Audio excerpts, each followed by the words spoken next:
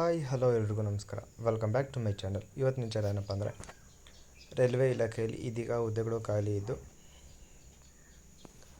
October 9ನೇ ತಾರೀಕಿಂದ ಈ ಹುದ್ದೆಗೆ ಅಪ್ಲೈ ಮಾಡಬಹುದಾಗಿರುತ್ತೆ. ಹಾಗೆ ಈ ಹುದ್ದೆಗೆ ಅಪ್ಲೈ ಮಾಡುವಂಥವ್ರು ಆನ್ಲೈನ್ ಮೂಲಕ ಅಪ್ಲೈ ಮಾಡ್ಬೋದಾಗಿದ್ದು, ಅಪ್ಲೈ ಮಾಡಲು ಬೇಕಾಗಿರುವಂಥ ಎಲಿಜಿಬಿಲಿಟಿ ಮತ್ತು ಎಜುಕೇಷನ್ ಕ್ವಾಲಿಫಿಕೇಷನ್ ತಿಳ್ಕೊಬೇಕಂದ್ರೆ ಈ ವಿಡಿಯೋನ ಫುಲ್ ನೋಡಿ. ಹಾಗೆ ಈ ವಿಡಿಯೋ ಇಷ್ಟ ಲೈಕ್ ಮಾಡಿ. ಹಾಗೆ ಇಲ್ಲಿವರೆಗೂ ನಮ್ಮ ಚಾನಲ್ ಸಬ್ಸ್ಕ್ರೈಬ್ ಮಾಡಿದರೆ ವಿಡಿಯೋ ನೋಡ್ತಿರೋಂಥವ್ರು ಪ್ಲೀಸ್ ನಮ್ಮ ಚಾನಲ್ ಸಬ್ಸ್ಕ್ರೈಬ್ ಮಾಡ್ಕೊಳ್ಳಿ.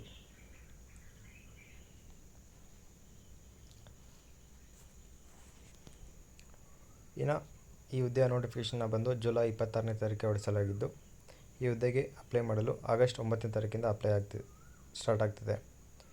ಇನ್ನು ಕೊನೆ ದಿನಾಂಕ ಬಂದು ಸೆಪ್ಟೆಂಬರ್ 8ನೇ ತಾರೀಕು ಆಗಿದ್ದು, ಇದರೊಳಗಡೆ ಆಗಿ ಅಪ್ಲೈ ಮಾಡೋವಂಥವ್ರು ಅಪ್ಲೈ ಮಾಡೋದಾಗುತ್ತೆ. ಹಾಗೆ ಅಪ್ಲಿಕೇಶನ್ ಫೀಸ್ನ ಪೇ ಮಾಡಲು ಬಂದು ನಿಮಗೆ ಸೆಪ್ಟೆಂಬರ್ 10ನೇ ತಾರೀಕುವರೆಗೂ ಟೈಮ್ ಇದ್ದು, ಹಾಗೆ ಅಪ್ಲಿಕೇಶನ್ ಮಾಡಿಫಿಕೇಷನ್ನ ಬಂದು ಸೆಪ್ಟೆಂಬರ್ 11ನೇ ತಾರೀಕಿಂದ ಹಿಡಿದು ಸೆಪ್ಟೆಂಬರ್ 20ನೇ ತಾರೀಕುವರೆಗೂ ಟೈಮ್ ಇರುತ್ತೆ ನಿಮಗೆ. ಹಾಗೆ ಎಲಿಜಿಬಿಲಿಟಿ ಇರೋಂಥ ಕ್ಯಾಂಡಿಡೇಟ್ಗಳು candidate must provide their script ಡೀಟೇಲ್ಸ್ನ ಪೋರ್ಟಲಲ್ಲಿ ನೀವು ಅಪ್ಲೈ ಮಾಡಬೇಕಾಗುತ್ತೆ. ಇನ್ನು ಪೋರ್ಟಲ್ ಬಂದು ನಿಮಗೆ ಸೆಪ್ಟೆಂಬರ್ 21ನೇ ತಾರೀಕಿಂದ ಹಿಡಿದು ಸೆಪ್ಟೆಂಬರ್ 25ನೇ ತಾರೀಕು ಒಳಗಡೆ ನೀವಾಗಿ ಅಪ್ಲಿಕೇಶನ್ನ ಚೆಕ್ ಮಾಡಬೇಕಾಗಿರುತ್ತೆ. ಇನ್ನು ಒಟ್ಟು ನಿಮಗೆ 7 ಡಿಪಾರ್ಟ್ಮೆಂಟ್ನಲ್ಲಿ ವೇಕೆನ್ಸೀಸ್ ಖಾಲಿದ್ದು, ಅದರಲ್ಲಿ ಮೊದಲನೇದಾಗಿ ನರ್ಸಿಂಗ್ ಸೂಪರ್ಟೆಂಟ್ನಲ್ಲಿ ನಿಮಗೆ ಒಟ್ಟು 272 ವೇಕೆನ್ಸೀಸ್ ಖಾಲಿದ್ದು, 20ರಿಂದ 40 ಇಯರ್ ಒಳಗಡೆ ಇರೋವಂಥವ್ರು ಅಪ್ಲೈ ಮಾಡೋದಾಗುತ್ತೆ. ಹಾಗೆ ಪರ್ ಮಂತ್ಗೆ ನಿಮಗೆ 44,900 ರೂಪಾಯಿ ಪರ್ ಮಂತ್ಗೆ ಪೇಮೆಂಟ್ ಇರುತ್ತೆ. ಇನ್ನು ಡೇಟಾ ಅನಾಲಿಸಿಸ್ಗೆ 35,000 ರೂಪಾಯಿ ಇರುತ್ತೆ. ಇದಕ್ಕೂ ಕೂಡ 20ರಿಂದ 33 ವರ್ಷದ ಒಳಗಡೆ ಇರೋವಂಥವ್ರು ಅಪ್ಲೈ ಮಾಡೋದಾಗಿದ್ದು 4 ವೇಕೆನ್ಸೀಸ್ ಮಾತ್ರ ಖಾಲಿ ಇದ್ದಾವೆ. ಹೆಲ್ತ್ ಹಾಗೆ ಮಲೇರಿಯಾ ಇನ್ಸ್ಪೆಕ್ಟರ್ ಈ ಹುದ್ದೆಗೆ ಬಂದು 35,000 ಸ್ಯಾಲ್ರಿ ಇದ್ದು 18ರಿಂದ 33 ವರ್ಷದ ಒಳಗಡೆ ಇರೋವಂಥವ್ರು ಅಪ್ಲೈ ಮಾಡ್ಬೋದಾಗುತ್ತೆ. ಹಾಗೆ 33 ವೇಕೆನ್ಸೀಸ್ ಖಾಲಿ ಇದ್ದಾವೆ. ಇನ್ನು ಪ್ಯಾರಾಮೆಸ್ಟ್ ಈ ಹುದ್ದೆಗೆ 29,000 ಮಂತ್ಲಿ ಸ್ಯಾಲ್ರಿ ಇದ್ದು 20ರಿಂದ 35 ವರ್ಷದ ಒಳಗಡೆ ಇರುವಂಥವ್ರು ಅಪ್ಲೈ ಮಾಡೋದಿರುತ್ತೆ. ಹಾಗೆ 105 ವೇಕೆನ್ಸೀಸ್ ಖಾಲಿ ಇದ್ದಾವೆ. ಇನ್ನು ರೇಡಿಯೋಗ್ರಾಫರ್ ಟೆಕ್ನಿಷಿಯನ್ನ 29,000 ನಿಮಗೆ ಪೇಮೆಂಟ್ ಇರುತ್ತೆ. ಹಾಗೆ 19ರಿಂದ 33 ವರ್ಷದ ಒಳಗಡೆ ಇರೋವಂಥವ್ರು ಅಪ್ಲೈ ಮಾಡೋದಾಗಿದ್ದು 4 ವೇಕೆನ್ಸೀಸ್ ಖಾಲಿ ಇದ್ದಾವೆ. ಇನ್ನು ECG ಟೆಕ್ನಿಷಿಯನ್ಗೆ ಇದಕ್ಕೂ ಕೂಡ 25,000 ರೂಪಾಯಿ ಪೇಮೆಂಟ್ ಇದ್ದು 18ರಿಂದ 33 ವರ್ಷದ ಒಳಗಡೆ ಇರೋವಂಥವ್ರು ಅಪ್ಲೈ ಮಾಡ್ಬೋದಾಗಿದ್ದು, ಇದಕ್ಕೂ ಕೂಡ 4 ವೇಕೆನ್ಸೀಸ್ ಮಾತ್ರ ಖಾಲಿ ಇದ್ದಾವೆ. ಇನ್ನು ಲ್ಯಾಬ್ರೇಟರಿ ಅಸಿಸ್ಟೆಂಟ್ನ ಗ್ರೇಡ್ 2 ಹುದ್ದೆಗೆ ಖಾಲಿ ಇದ್ದು 21,000 ರೂಪಾಯಿ ಪೇಮೆಂಟ್ ಇರುತ್ತೆ. ಹಾಗೆ 18ರಿಂದ 33 ವರ್ಷದ ಒಳಗಡೆ ಇರೋವಂಥವ್ರು ಅಪ್ಲೈ ಮಾಡ್ಬೋದಾಗಿದ್ದು 12 ವೇಕೆನ್ಸೀಸ್ ಮಾತ್ರ ಇದರಲ್ಲಿ ಖಾಲಿ ಇರುತ್ತೆ. ಒಟ್ಟು ನಿಮಗೆ 434 ವೇಕೆನ್ಸೀಸ್ ಅನ್ನೋದು ಖಾಲಿ ಇರುತ್ತೆ.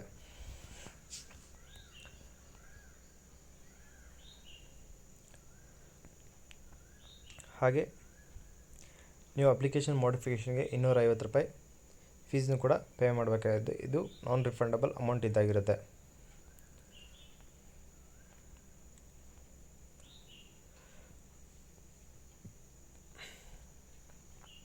ಅಪ್ಲೈ ಮಾಡಬೇಕಾದ್ರೆ ನಿಮ್ಗೆ ಏನಾದ್ರು ಡೌಟ್ ಇದ್ದರೆ ಅಥವಾ ಪ್ರಾಬ್ಲಮ್ ಆಗ್ತಿದ್ರೆ ಇಲ್ಲಿ ಕಾಣಿಸ್ತಿರೋ ಮೇಲ್ ಅಥವಾ ಇಮೇಲ್ಗೆ ಕಾಂಟ್ಯಾಕ್ಟ್ ಮಾಡ್ಬೋದಾಗಿದ್ದು 10 to 5 ವರ್ಕಿಂಗ್ ಡೇಸ್ ಟೈಮಲ್ಲಿ ನೀವು ಕಾಲ್ ಮಾಡ್ಬೋದಾಗಿರುತ್ತೆ.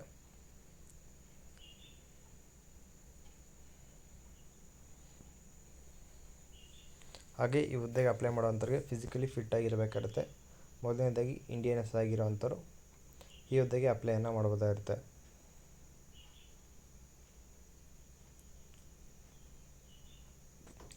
ಇನ್ನು ಈ ಹುದ್ದೆಗೆ ಅಪ್ಲೈ ಮಾಡುವಂಥವ್ರು ಆಲ್ರೆಡಿ ಹೇಳಿದ್ವಿ, ಬಟ್ ಇಲ್ಲಿ ಮಂತ್ ವೈಸ್ ಕೂಡ ಇದೆ, ಚೆಕ್ ಮಾಡ್ಕೊಳ್ಳಿ. ಅದ್ರ ಮೂಲಕ ನಿಮಗೆ ಏಜ್ನ ಚೆಕ್ ಮಾಡ್ತಾರೆ.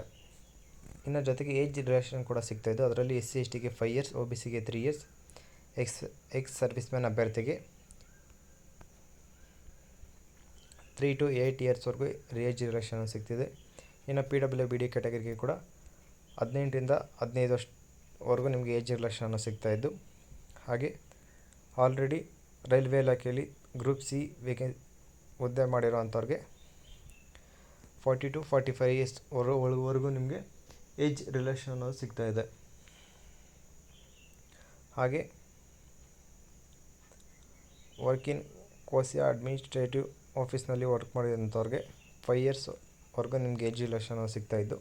ಹಾಗೆ ಫೀಮೇಲ್ ಕ್ಯಾಂಡಿಡೇಟ್ಗಳಿಗೆ ಬಂದು 35ರಿಂದ 40 ವರ್ಷದವರೆಗೂ ನಿಮಗೆ ಏಜ್ ರಿಲೇಷನ್ ಅನ್ನೋದು ಸಿಗ್ತಾಯಿದೆ.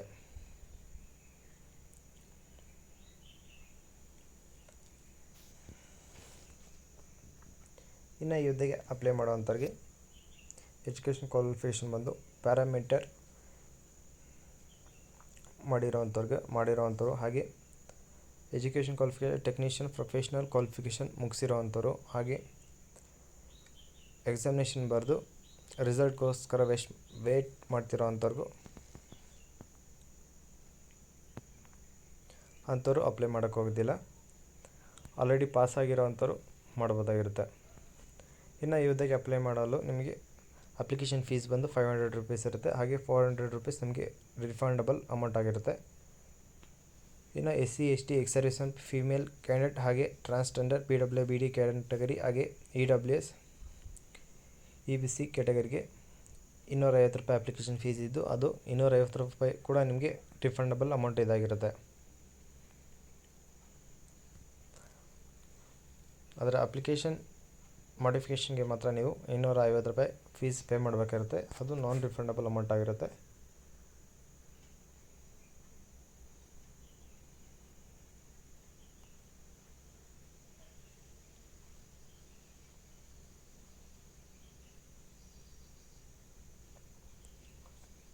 ಹಾಗೆ PWBD ಕ್ಯಾಟಗರಿ ಅಭ್ಯರ್ಥಿಗಳು ಕೂಡ ಅಪ್ಲೈ ಮಾಡ್ಬೋದು.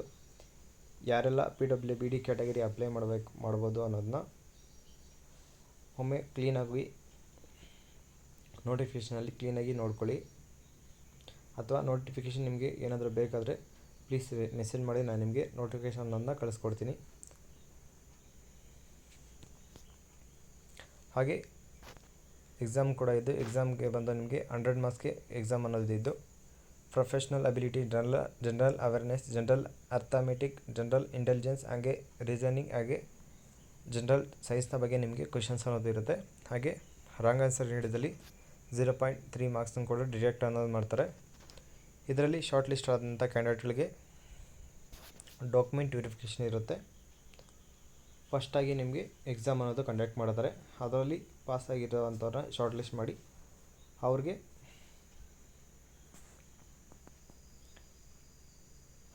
ಡಾಕ್ಯುಮೆಂಟ್ ವೆರಿಫಿಕೇಷನ್ ಅನ್ನೋದು ಇರುತ್ತೆ. ಹಾಗೆ ಅಪ್ಲೈ ಮಾಡ್ಬೇಕಾದ್ರೆ ಲೈವ್ ಫೋಟೋ ಕ್ಯಾಪ್ಚರನ್ನು ಮಾಡಿ ಅಪ್ಲೈ ಮಾಡ್ಬೇಕಾದ್ರೆ ಸಬ್ಮಿಟ್ ಅನ್ನೋದು ಮಾಡಿ.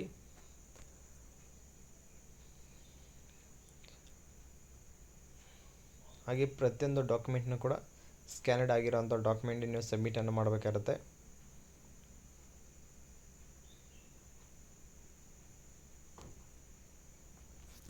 ಆದರೆ SC ST ಕ್ಯಾಂಡಿಡೇಟ್ ಆದರೆ ಅವ್ರಿಗೆ ಫ್ರೀ ಟ್ರೈನ್ ಟ್ರಾವೆಲ್ ಪಾಸ್ ಇರುತ್ತೆ. SC ST ಕ್ಯಾಂಡಿಡೇಟ್ ಮಾತ್ರ ಇದು ಎಲಿಜಿಬಲ್ ಆಗಿರುತ್ತೆ. ಈ ಹುದ್ದೆಗೆ ಅಪ್ಲೈ ಮಾಡಲು ನೀವು ಹುದ್ದೆ ಅಫಿಷಿಯಲ್ ವೆಬ್ಸೈಟಲ್ಲಿ ಹೋಗಿ ನೀವು ಅಪ್ಲೈಯನ್ನು ಮಾಡಬೇಕಾಗುತ್ತೆ.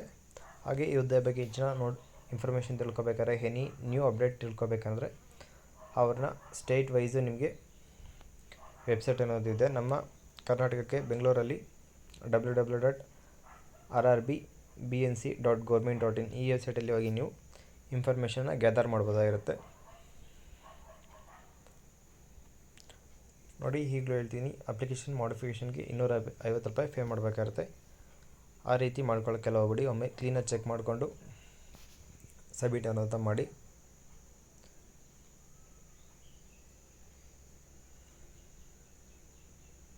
ಹಾಗೆ ನೀವು ಅಪ್ಲೈ ಮಾಡಬೇಕಾದ್ರೆ ಒ ಟಿ ಪಿ ಬರೋದಕ್ಕೋಸ್ಕರ ನಿಮ್ಮ ನಂಬರೆಲ್ಲ ನೀಡಬೇಕಾಗುತ್ತೆ. ಅದು ನೀವು ಯೂಸ್ ಮಾಡ್ತಿರೋವಂಥದ್ದು ಮತ್ತು ಇಮೇಲ್ ನೀವು ಯೂಸ್ ಮಾಡ್ತಿರೋವಂಥದ್ದನ್ನ ನೀಡಿ. ಎನಿ ಅಪ್ಡೇಟ್ ಬಂದರೂ ಅದಕ್ಕೆ ಬರುತ್ತೆ. ಸೊ ಹಾಗಾಗಿ ನೀವು ಯೂಸ್ ಮಾಡ್ತಿರೋವಂಥ ನಂಬರ್ ಹಾಗೆ ಇಮೇಲ್ನೇ ನೀಡಿ. ಇನ್ನು ಈ ಹುದ್ದೆಗೆ ಅಪ್ಲೈ ಮಾಡಲು ಎಜುಕೇಷನ್ ಕ್ವಾಲಿಫಿಕೇಷನ್ ಬಂದು ನರ್ಸಿಂಗ್ ಸೂಪರ್ಡೆಂಟ್ ಈ ಹುದ್ದೆಗೆ ಬಂದು ನಿಮಗೆ ನರ್ಸಿಂಗ್ ಹಾಗೆ ಮಿಡ್ವೈಫ್ ಹಾಗೆ 3 ಇಯರ್ಸ್ ಕೋರ್ಸ್ ಜನರಲ್ ನರ್ಸಿಂಗ್ ಮಾಡಿರೋವಂಥವ್ರು ಈ ಹುದ್ದೆಗೆ ಅಪ್ಲೈನ ಮಾಡ್ಬೋದಾಗಿರುತ್ತೆ. ಹಾಗೆ ಡೇಟಾ ಟೆಕ್ನಿಷಿಯನ್ ಈ ಒಂದು ಹುದ್ದೆಗೆ ಬಂದು ನಿಮಗೆ BSc plus diploma in hemodialysis ಮತ್ತು 2 years satisfaction in house training ಮಾಡಿರೋವಂಥವ್ರು. ಹಾಗೆ ಹೆಲ್ತ್ ಆ್ಯಂಡ್ ಮಲೇರಿಯಾ ಇನ್ಸ್ಪೆಕ್ಟರ್ ಈ ಹುದ್ದೆಗೆ ಬಂದು BSc ಹಾಗೆ ಸ್ಟಡಿಡ್ ಕೆಮಿಸ್ಟ್ರಿ ಆಸ್ ಮೇನ್ ಬ್ರಾಂಚ್ನಲ್ಲಿ ನೀವು ಎಜುಕೇಷನ್ ಮುಗಿಸಿರೋವಂಥವ್ರು ಅಪ್ಲೈ ಮಾಡ್ಬೋದಾಗಿರುತ್ತೆ. ಇನ್ನು ಪ್ಯಾರಾಮೆಸ್ಟಿಕ್ ಈ ಹುದ್ದೆಗೆ ಬಂದು 12th ಇನ್ ಸೈನ್ಸ್ ಅಥವಾ ಈಕ್ವಲೆಂಟ್ನಲ್ಲಿ ವಿತ್ ಡಿಪ್ಲೊಮೊ ಪ್ಯಾರಾಮೆಡಿಸಿ ಮಾಡಿರೋವಂಥವ್ರು ಈ ಹುದ್ದೆಗೆ ಅಪ್ಲೈ ಮಾಡ್ಬೋದಾಗಿರುತ್ತೆ.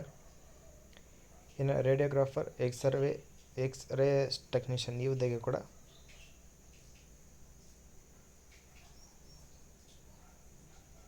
ಇನ್ನು ECG ಟೆಕ್ನಿಷಿಯನ್ ಇದಕ್ಕೂ ಕೂಡ ಗ್ರ್ಯಾಜುಯೇಷನ್ 12th ಇನ್ ಸೈನ್ಸ್ ಮಾಡಿರೋವಂಥವ್ರು ಈ ಹುದ್ದೆಗೆ ಅಪ್ಲೈನ ಮಾಡ್ಬೋದಾಗಿರುತ್ತೆ.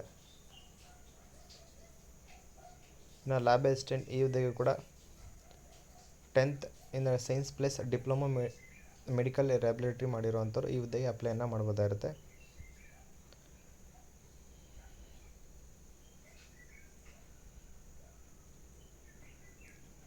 ಇನ್ನು ಎಕ್ಸಾಮಿನೇಷನ್ ಸೆಂಟರ್ಸ್ನೆಲ್ಲ ನೀವು ಹಾಲ್ ಟಿಕೆಟಲ್ಲೇ ನೀವು ಚೆಕ್ ಮಾಡ್ಕೋಬೋದಾಗಿರುತ್ತೆ.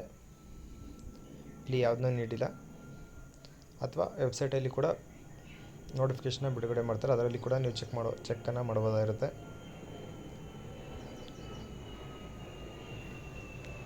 ಇನ್ನು ಇವತ್ತಿನ ವೀಡಿಯೋ ಇದಾಗಿದ್ದು. ಈ ವಿಡಿಯೋದ ಬಗ್ಗೆ ನಿಮ್ಮ ಅನಿಸಿಕೆನ ಕಮೆಂಟ್ ಮೂಲಕ ತಿಳಿಸಿ. ಹಾಗೆ ಈ ವಿಡಿಯೋ ಇಷ್ಟ ಲೈಕ್ ಮಾಡಿ, ಏನಾದ್ರು ಡೌಟ್ ಇದ್ದರೆ ಕಮೆಂಟ್ ಮಾಡಿ.